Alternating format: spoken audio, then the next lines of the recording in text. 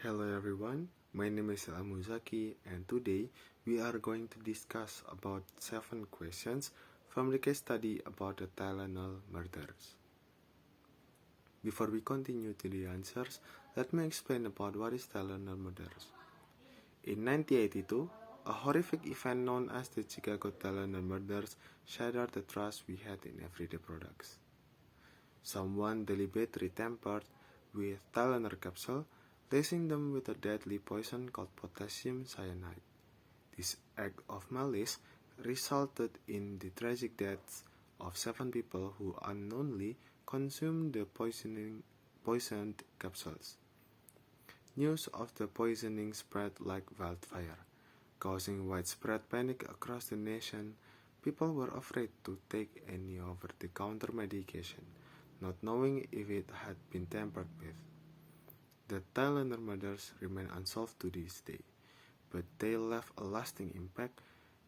In the aftermath, there were significant changes made to the packaging to make it more difficult to tamper with products. This event served as a stark reminder of the importance of product safety and consumer protection. The first question is, what might have been the consequences if Johnson & Johnson had decided to throw out the first report of Tylenol-related deaths and not recall the products?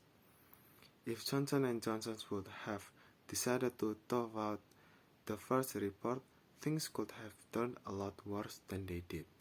More deaths could have resulted from throwing it out, causing an even bigger public relations nightmare for the company. The second question is, what other public relations options did Johnson & Johnson have in responding the first round of the Tylenol murders? Johnson & Johnson wanted information to be presented to the public as quickly as possible to prevent any additional fear to its customers.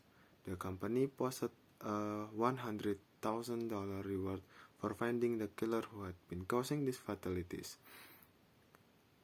advertised the new form of the extra-strength Tylenol in tablet form, and issued many statements and letters to get out the appropriate standpoint of the situation.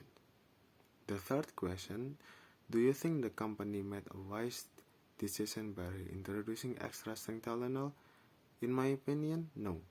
Johnson & Johnson should have taken Tylenol extra strength off the market for a longer period of time. That way they could do more research into the situation and not risk any more fatalities. Once the company was more than 100% positive. The fourth question, in light of the response of other companies not to precipitously when faced with a crisis, do you think Johnson & Johnson should have reacted so quickly to remove the Tylenol product when the second round of Tylenol murders occurred in 1986? Yes. After just getting themselves out of the same PR and company nightmare, removing the product completely was the best move Johnson & Johnson could make. The fifth question is, what specific lessons can be derived from the way in which Johnson & Johnson handled the public relations aspect of these tragedies? A major lesson that was taught from the way Johnson & Johnson handled the public relations crisis was how they managed positive public relations regardless of being in a PR nightmare. Simply handling the issue by being open and honest allowed them to do so. The sixth question is, what was the environment when the Tylenol crisis occurred? How might the result have differed if the crisis occurred today? The environment when the Tylenol crisis occurred was much less technologically and social media savvy as the environment was lived in today. If this crisis were happen in today's society, I personally do not think that the crisis would have happened a second time. With all the technology today, Johnson & Johnson would have been able to find exactly what the deadly component was that was being put in these capsules, as well as coming up with a more effective way to prevent the crisis a lot quicker. And the last question is, see what information Johnson & Johnson offers for its customers on the Tylenol website. Follow the links to the care cards, house call, and frequently asked questions sections. How do these sections demonstrate Johnson & Johnson's concern for customers? How do you think Johnson & Johnson would use this website to communicate with the public if new healthcare surveys?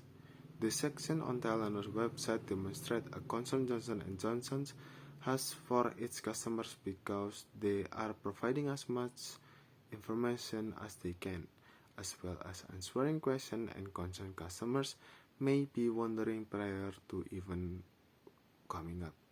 Under the general section on the website, the company even provides the correct dosage and active ingredients in the Tylenol product.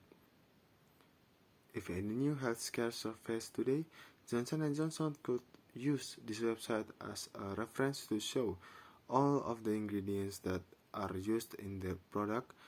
They could also provide a statement announcement on the website homepage to alert active users of Tylenol that they need to be aware of certain recalls or product issues.